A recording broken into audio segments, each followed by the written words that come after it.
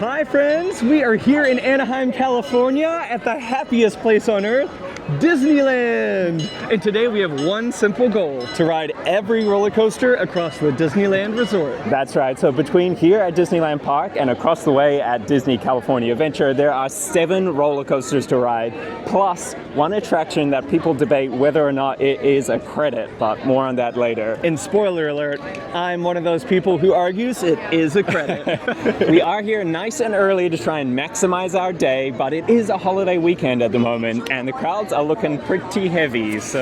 Yeah, and I am not typically a morning person, so I'm gonna need some coffee to put some pep in my step. Let's get to it. Let's go do it.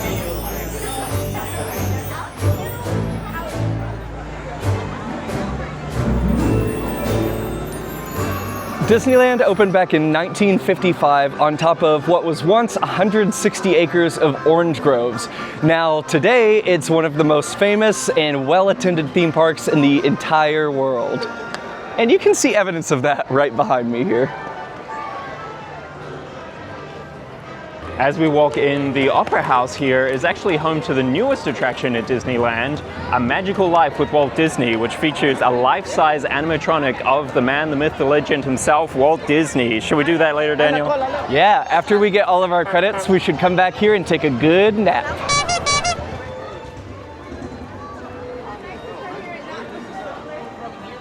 So I've been fortunate to visit every Disney theme park in the world, something I am quite proud of. And I'm still missing one, so quite the feat, Kieran. I think the one that you are missing is my favorite Disney park, Tokyo Disney Sea. Just absolutely incredible. But here in the US, I would say that Disneyland is my favorite Disney theme park. It just has so much charm and character and trees, and it puts the park in Disneyland Park. Yeah, you know, it's funny because the biggest complaint that people have about Disneyland is that it's always crowded, which is true. But when you're walking down Main Street in Disneyland, it really feels like the perfect small town in America. Yeah. Whereas like when you're walking through Magic Kingdom, that Main Street, while still, you know, great, it feels like it was built as a commercial theme park. Yeah, built for tourists. As we approach the castle, which does exist, though it's hard to see because it's a little small in this park. We are gonna head to the right towards Tomorrowland for our first roller coaster of the day, Space Mountain. Space Mountain is a 65-minute wait, so you better be enjoying this video because this is dedication. And we might have to shift strategies if things continue on this path. Disneyland Space Mountain opened in 1977 as the second iteration of Space Mountain, the first being at Walt Disney World's Magic Kingdom, which was designed and manufactured by Aerodynamics as a dual-track steel coaster with inline bobsled style seating. This version of the attraction was built on a smaller plot of land, so it was developed in-house to have one track with 2 riders per row to make up the capacity. And from what I remember, the track layouts are quite different between the Florida and California versions. It's been a little while since I've done this version, so I'm excited to ride it and compare the two again. So Disney are known for their highly immersive queues, but unfortunately the Space Mountain queue extension is not one of them. It's just a big room filled with a lot of switchbacks, and it is one of my least favorite places to be. But I will say, at least this queue is moving. Years ago, we waited at park close because we thought the line would just speed through, but we stood in this room, I'm not kidding you, for probably 2 hours, barely moving, and that was pretty miserable. High-speed roller coaster type ride in the dark with sharp turns, sudden drops, and stops.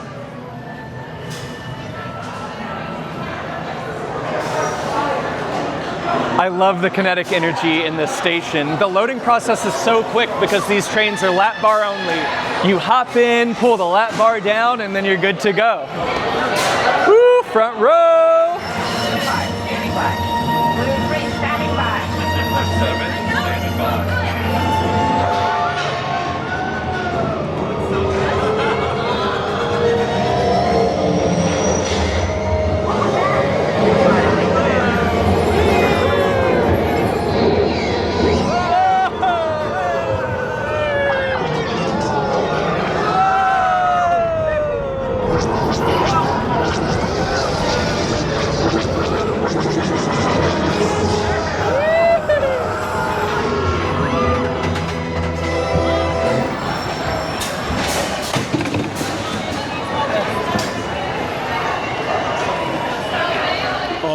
First coaster of the day down. What do you think, Kieran? What a way to start the day. Space Mountain is always so fun. We sat in the front, and when you're in the front with the wind rushing past your face, it just feels like it's going that much faster. I really love the aspect of it. A few good drops, a few good twists, turns, it's all there.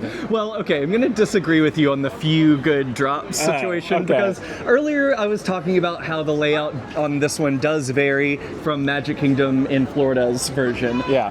That one is definitely more focused on larger drops. In fact, when you're sitting in the back row of one of the Space Mountain trains there, like you get some legit airtime. This layout is definitely more focused on slightly downward sloped turns, and there is one decent sized drop about halfway through the ride. With that said, I totally agree with the sense of speed being really enhanced in the front row.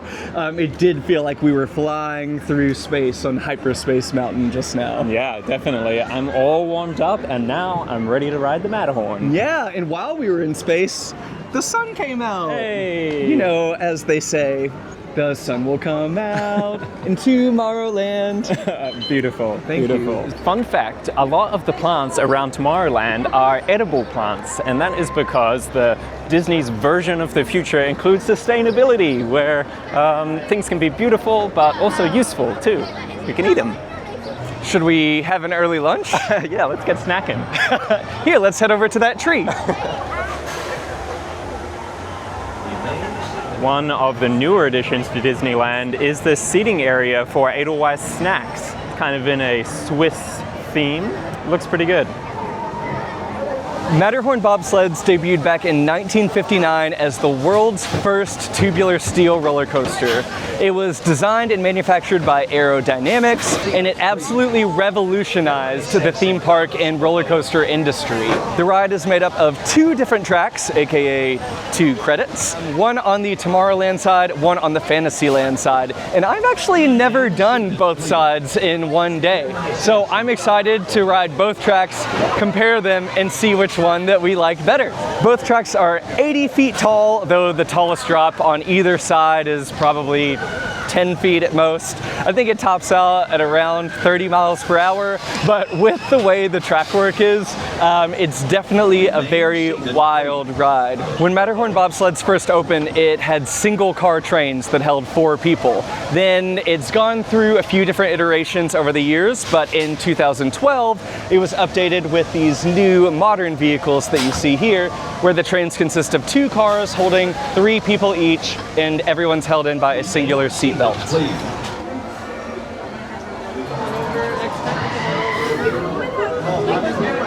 Before boarding, please study the seating diagram just above you.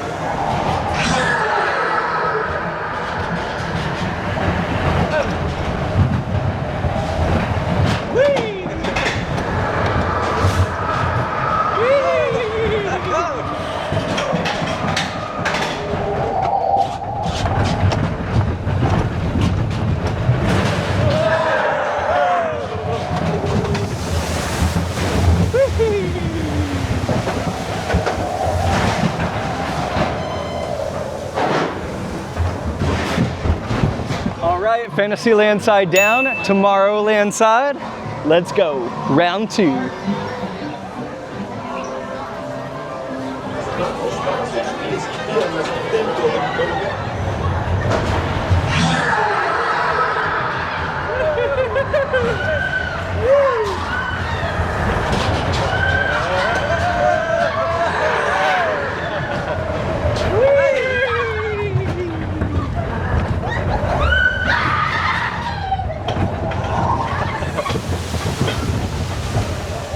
Splashdown!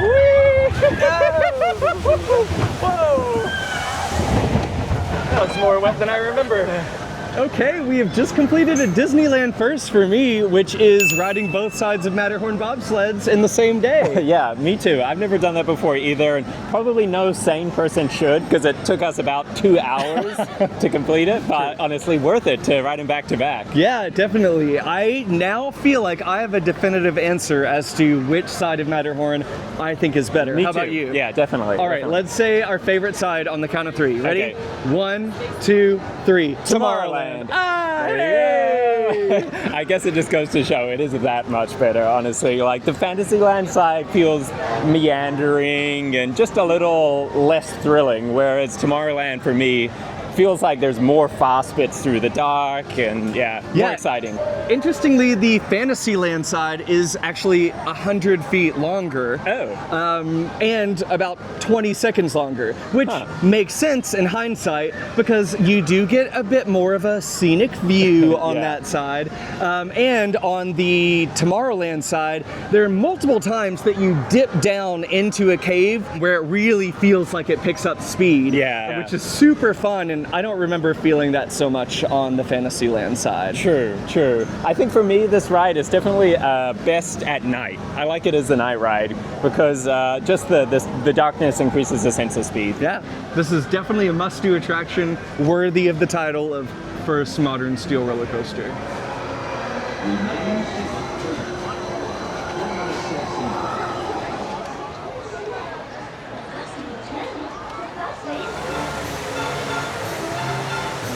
Alrighty, next up we are entering Fantasyland, and I know what you're thinking.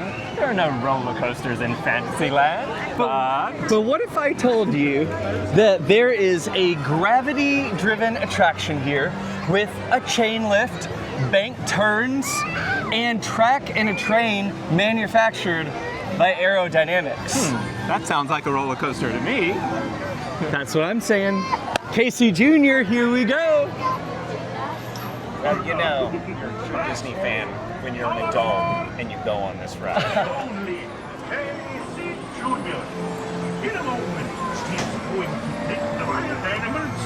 Okay, Daniel, back row. All right, can't wait to ride this coaster. You know, the only roller coasters I can think of that have backwards rows off the top of my head right now are DC Rivals at Warner Brothers in Australia and some of the B&M Wing coasters over in China. So to be able to do a backwards coaster here at Disneyland, that's pretty cool. Here we go. Casey Jr.'s coming down the track with a smoky snack. Hear him off and coming round the big hammer's Through the tunnel. time for lemonade and Cracker Jack. Casey Jr.'s back. Casey Jr.'s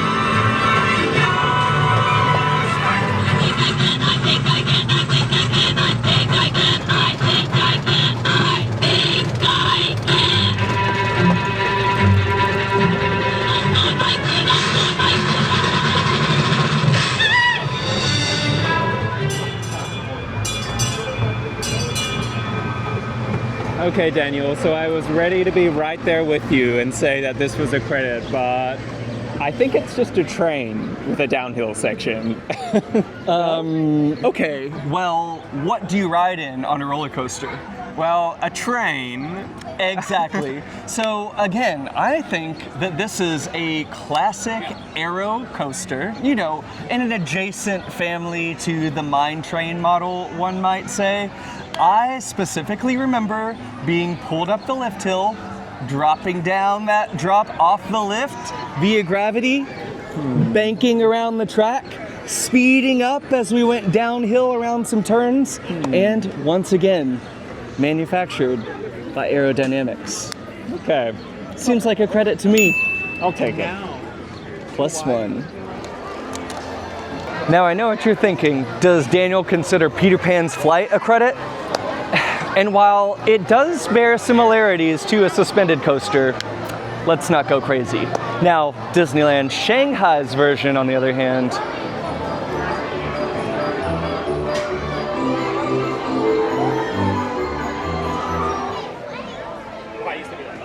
Okay, so I love a little bit of theme park archaeology and defunct attractions, and these stairs right here are leading to nowhere, but once upon a time, these were the stairs that took you up to the Skyway.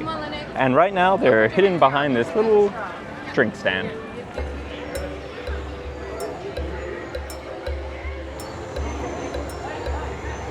It's lunchtime and we are headed off-world to Docking Bay 7 in Galaxy's Edge for lunch because we've heard there's some really great new items here. Hosts will remain under the control of the Galactic Empire, as will you.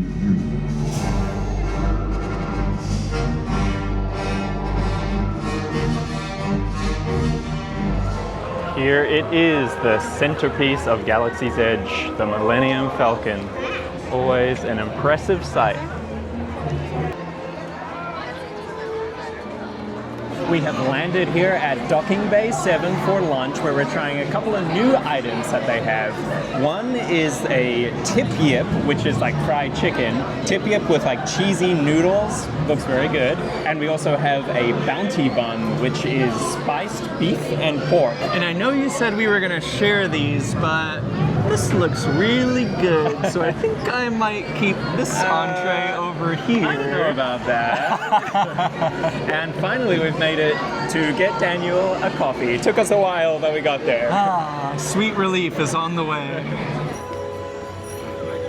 All right, Daniel, what did you think of those new food items? I love the specialty foods that we get seasonally at Disneyland, but for me, both of those items fell into the category of all right. Yeah, the burger had a really stale bun, but the flavor of the meat inside was really tasty. And the blue onions? Yeah. I don't know where they grow those, but I want to visit there. Crazy. The fried chicken and noodles was really good. I do miss when the tip yip came in as a square. Like, I used to present it as like a perfectly shaped rectangle, I think. And they probably took it away because people were probably weirded out by it.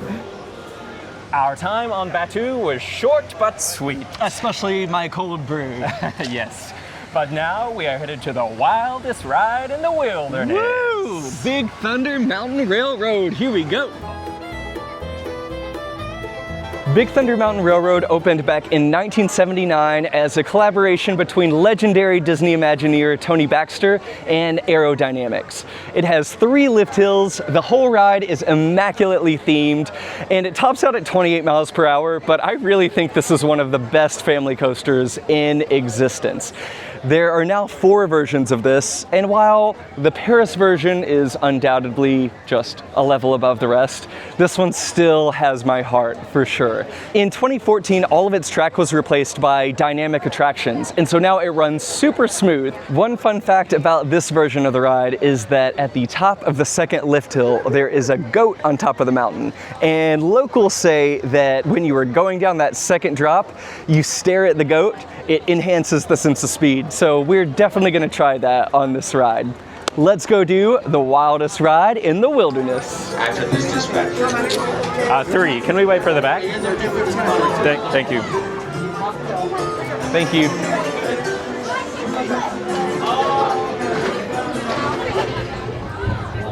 Here we go.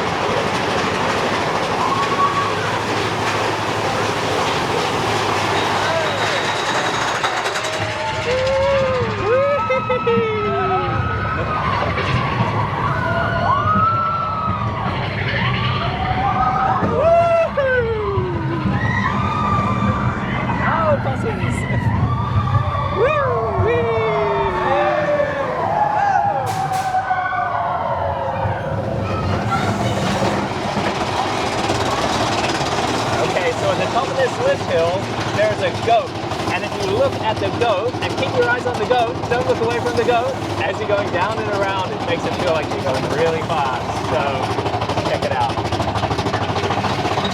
Here's the goat. Look at the goat. Whoa!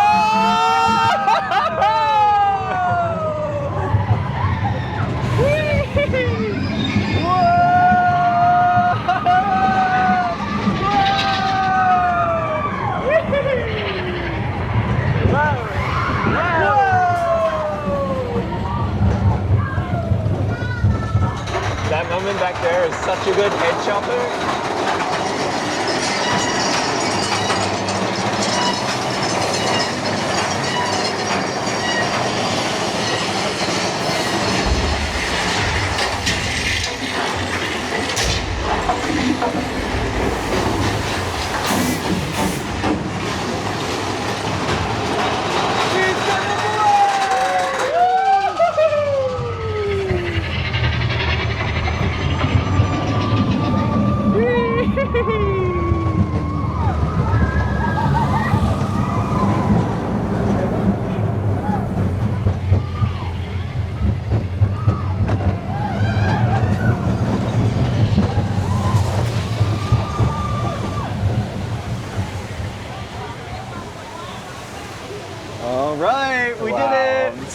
so good. It's such a perfect combination of family thrills and theming. Everything comes together to make just one heck of a coaster. Yeah. Would you say it's the wildest ride in the wilderness? I would say it's the widest one. Well, as Kieran just said, that was... Yes. No, seriously, that was such a fun family coaster. One of my favorite family coasters anywhere. For sure. When you come to Disneyland, this is a must-do. Like, you have to get on Big Thunder. My favorite part of the ride is one that I always forget about because it comes right after the goat section, and everybody always talks about the goat. But what they don't talk about is that double downward helix shortly after the second lift hill, where you are headed around a mountain. So the head chopper is right above you, getting closer and closer as you're spiraling downward. Speed is increasing, positive and lateral forces are increasing, and then right at the end of the helix, you dip down and you're thrust out of your seat, and it's just like, whoa! Yeah. With that little simple lap bar and no seat divider across the entire row, you're just slipping, sliding around. Yeah. So fun. I think my one critique of this ride is like the third lift hill when you're going up and there's like all the explosions happening around you and it's all very exciting. It's a little bit of an anticlimax because you come out of that expecting you're going to go down a big drop, but it's kind of just a little dip and then you go around the corner. Which is funny because this is actually the original Big Thunder Mountain Railroad. In later iterations, especially the one in Paris, they fixed that issue because, spoiler alert, after the third lift hill in Paris, you dive down a steep drop, you go around the mountain, and then you dive back into a tunnel that goes under the river, and you're headed downhill for what feels like forever. So all that to say is, if Big Thunder Mountain Railroad at Disneyland, I mean, we love to preserve the classics, but if they have another refurbishment, maybe we carve out a bigger underground tunnel so that we can spiral down even further. One can dream. I'm always dreaming. All right, time to head to our final credit at Disneyland Park, which is GADGETcoaster. Woo, save the best for last. We're gonna wait 45 minutes for about a 26-second ride. And both of us already have the credit, so we're solely doing this for this video. You're welcome. Please like and subscribe.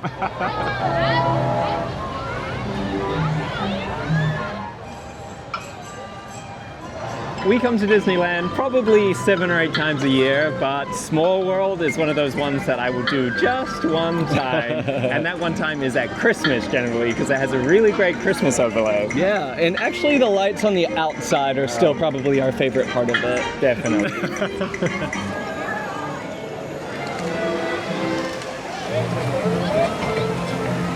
Mickey's Runaway Railway has just come back from a downtime, so it's basically a walk-on, and it's definitely the best attraction here in this land. It's one of the better attractions here at the entire resort, but unfortunately we got to go to the kiddie coaster. Here we go, guys. We're doing it. You excited, Daniel? I am so excited. Only a 45-minute wait for a standard Vekoma kiddie coaster. Here we go. Well, I shouldn't be too facetious about this coaster because I do have a bit of a nostalgic connection to this model. Kentucky Kingdom, my home park growing up, had a standard Vekoma roller skater, which was one of my very first roller coasters ever, and I used to lap that thing over and over and over again. Granted, there was no one in line at Six Flags Kentucky Kingdom. There's quite a few people in line for Chippendale's Gadget Coaster.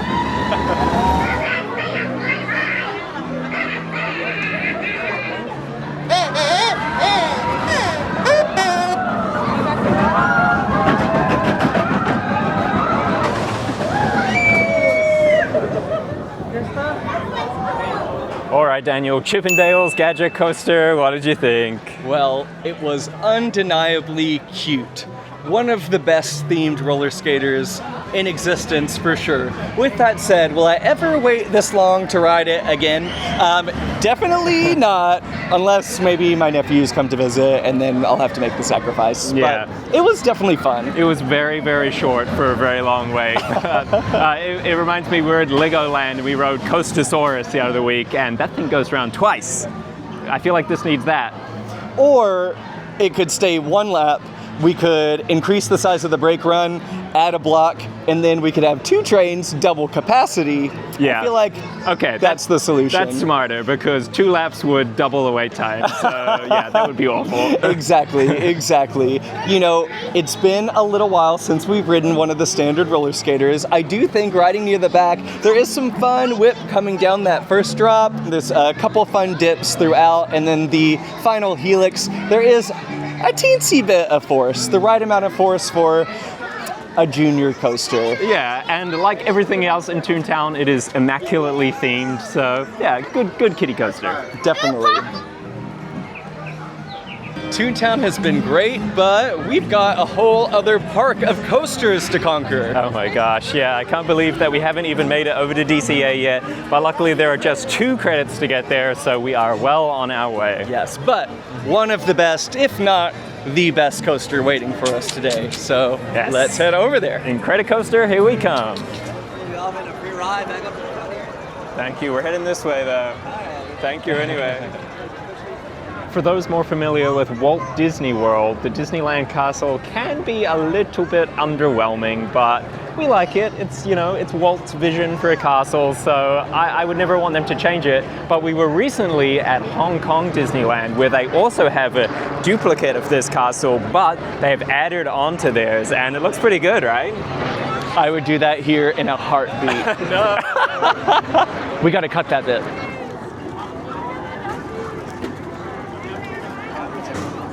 Before we head to DCA, we are on the hunt for some snacks. Anything good here, Daniel? Well, I've really been wanting to try this cheesy garlic pretzel bread with scrambled eggs and sausage.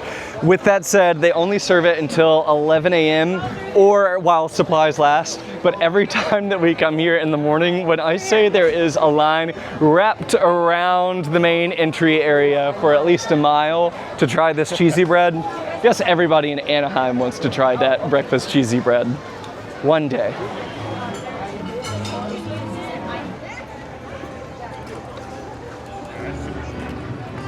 So no cheesy garlic bread for us, but we have landed on a snack that we are interested in. There's been a lot of hype recently about the chocolate chip cookies from Harbor Galley, so we are headed that way. Maybe a little side of milk to wash them down with. And when we first started talking about the cheesy garlic bread, I was a little bit hungry. We've since passed some fresh popcorn, fresh pretzels, fresh churros, and I've been getting increasingly hungry as we have approached this cookie stand. Harbor Galley is right across from the Haunted Mansion, and passing all of these attractions, I'm like, damn, I wish we could do that. But It's a roller coaster day, baby. it's a roller coaster day, and we will be back. There is so much to do here at Disneyland. Yeah, there'll be more videos to come, don't worry. Yes, indeed. As we anxiously await these cookies, I am reflecting on all of my Disneyland experiences. And at this point, I've done almost every attraction, but I'm just realizing here we are standing next to the sailing ship Columbia. And I've never been on the Columbia, and I've also never been on the Mark Twain. What? I know. That's crazy. Well, we have to get you on both of those ASAP. Yeah, especially considering Walt Disney World Magic Kingdom's Mark Twain is officially got to get on this one ASAP. Now, I must say, the way that people have raved about these cookies, I guess that I was expecting a little something more grandiose. However, I probably should have caught on when you ordered 6 of them that we weren't going to be eating giant Mickey face-sized cookies. And who doesn't love some Rockview Family Farms 1% low-fat milk with vitamins A and D? The reviews are in, and they're excellent. That's delicious.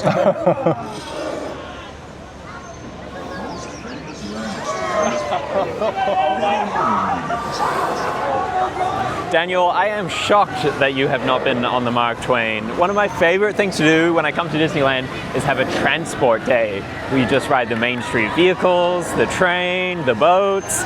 We got to do that. I can't believe we haven't done that together. That's our next video. A little less exciting than the coasters. Yeah, but honestly, at this point, it's like the #1 thing that I want to do.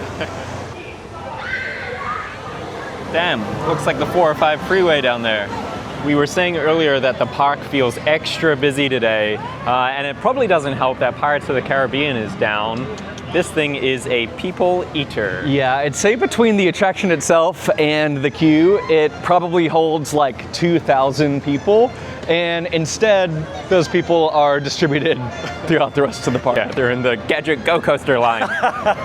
All right, the cookies are digesting, and we've got those 2 other coasters to ride over in DCA. Let's go.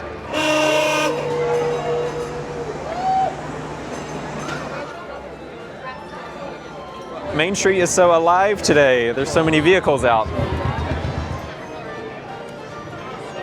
Pretty well-known fun fact, but just in case you didn't know, right up here in this little window and across this top floor is Walt Disney's private apartment. So this is where he and his family would hang out when they were in the park. Do you think this rents for less than $2K a month, or? Well, I think it's only got 1 bathroom. We're looking for 2, so. We can't do 1 bathroom. Would never work. All right, we have just left Disneyland and we are headed over to California Adventure. And unlike Walt Disney World, it is not going to take us a monorail, a bus, a train, and a boat ferry. We just have to walk across the plaza and we are here.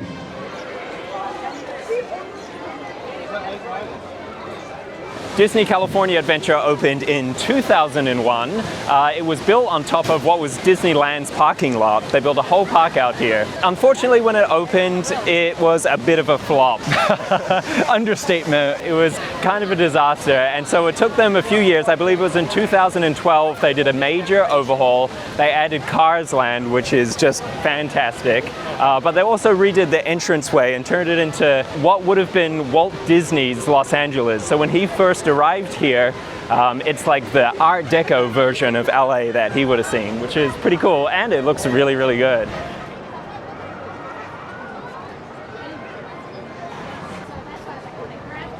The swinging gondolas on the Pixar Pal Around is easily the scariest ride here at the Disneyland Resort. I would never go on it again. If you want to feel sick and feel like you're going to die, this is the ride for you.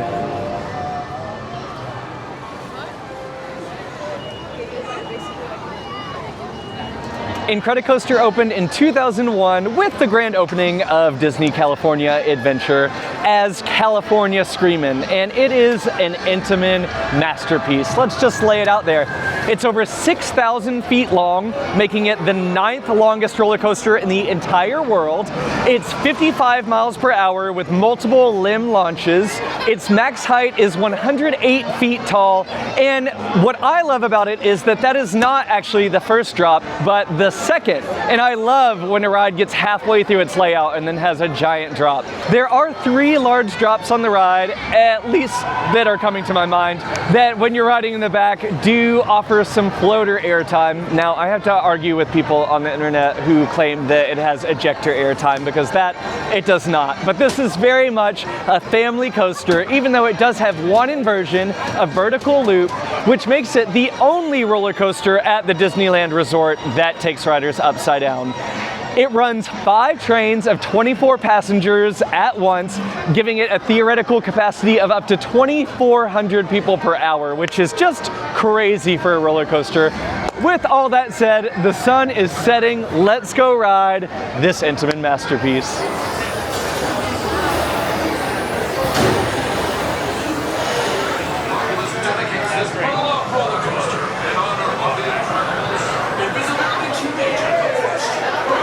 As we descend the stairs here, you can see how Incredicoaster achieves those super high capacity numbers. It's a dual load station and a very simple restraint system. Shoulder harnesses only, no seat belts, all bags ride with you, even though there's an inversion, and multiple airtime or near airtime moments. Genius design, honestly.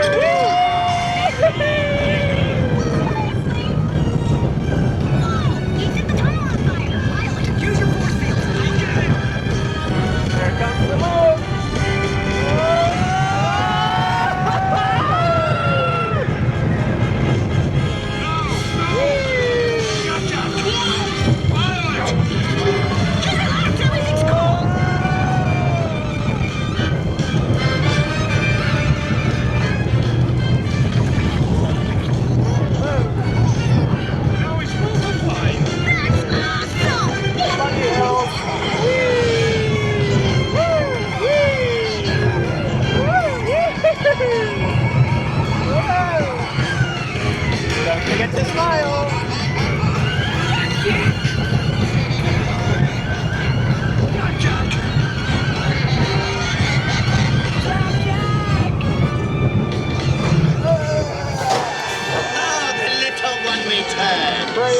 Thank goodness.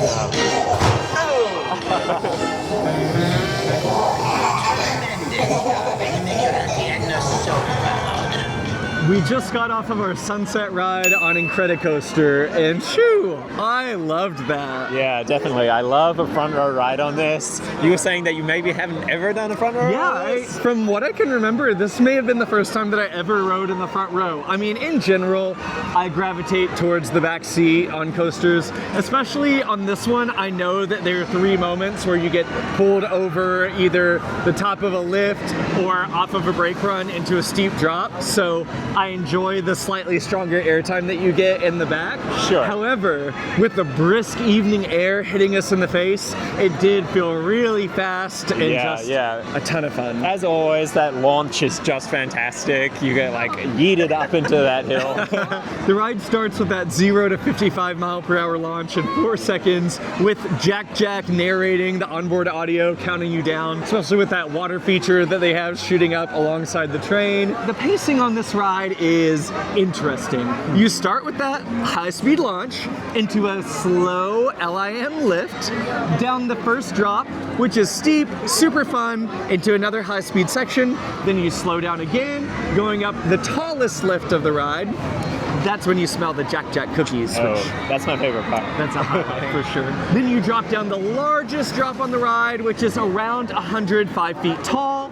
Another high-speed section, into brakes. You drop down into the vertical loop, which weirdly, the entire ride is so smooth. And then you enter the vertical loop and you shuffle all the way through it. Yeah, it's janky. I think that section of track has been replaced multiple times, which must just be a lot of stress on that bit. I suppose so. It must be the most forceful part of the ride. Yeah. I'd believe it. Yeah. But then you go into a long turn, into a series of bunny hops, which almost delivers some airtime. Yeah. I'm not going to say it gives you actual airtime, but maybe some uplift forces. Then you dive into the final helix, there's a fun photo moment, and then suddenly you've reached the end of the 6,000 foot ride. Yeah, and it really does feel like 6,000 feet too. It's long. As you say, there's a lot of different sections. It just keeps going and going, and I'm certainly not complaining about that. I would say the stats on this ride are a little misleading. It has the statistics of a giant thrill coaster, but this is a family coaster through and through. Yeah. But a very, very solid one. And with that, we have one roller coaster in the park left to ride. Goofy Sky School, here we come. Let's go.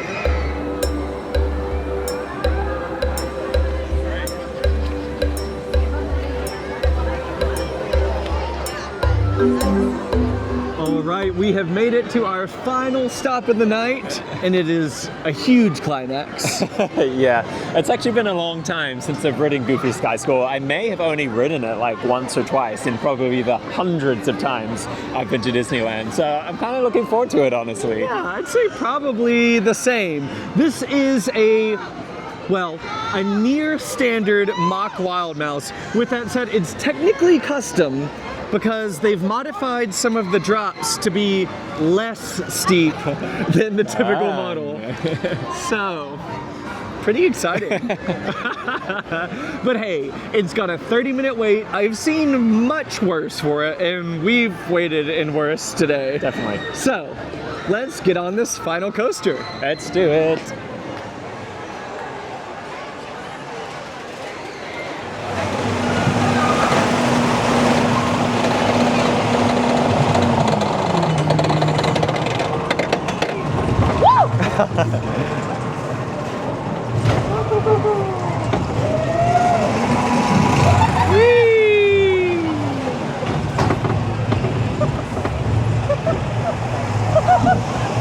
Whoa!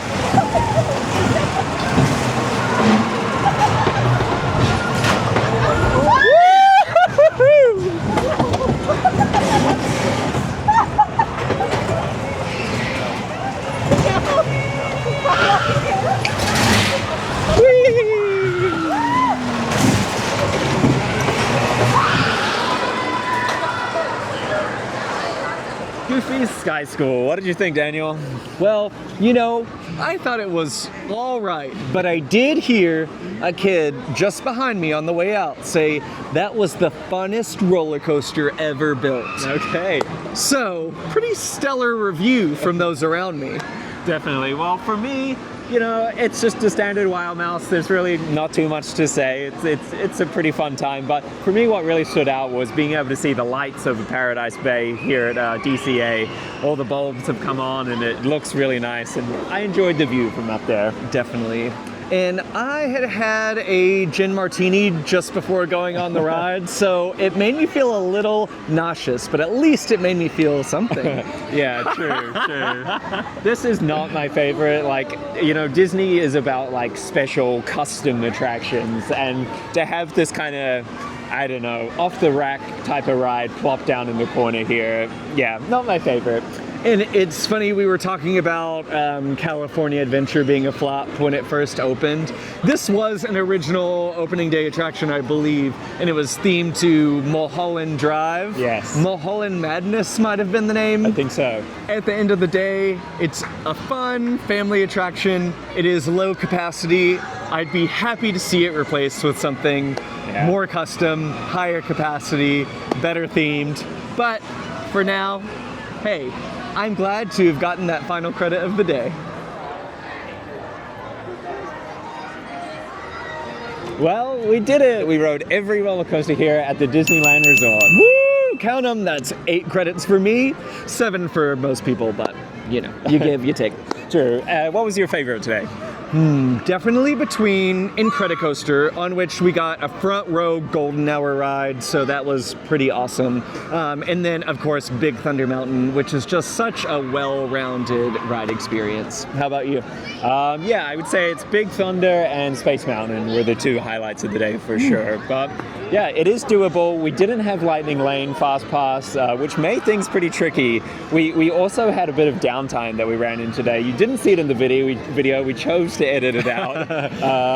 But yeah, it was a bit of a struggle at times. Especially on a busy holiday weekend. Yeah. But all that to say is, woo, we accomplished our goal. We did it, and we still had a really great day. I mean, how can you come to the Disneyland Resort and not have a fun day? It was really a blast. Especially when you've had cookies and cold brew and chicken and noodles. Yeah, we really ate pretty well today. But my legs are so sore. I literally have not sat down, basically, except to be on the rides. So I'm excited to go. I completed all 3 of my rings, so yeah. Good day of exercise here at Disneyland. Well, if you guys enjoyed riding along with us today, please like this video, leave us a comment, and let us know what your favorite roller coaster at Disneyland Resort is. Please subscribe to the channel, and we'll see you again for lots more roller coaster and theme park fun very, very soon. We're heading to the Midwest, so stay tuned. Bye! We can't leave the Disneyland Resort without getting one of these. Can't wait to get you home and slice you up!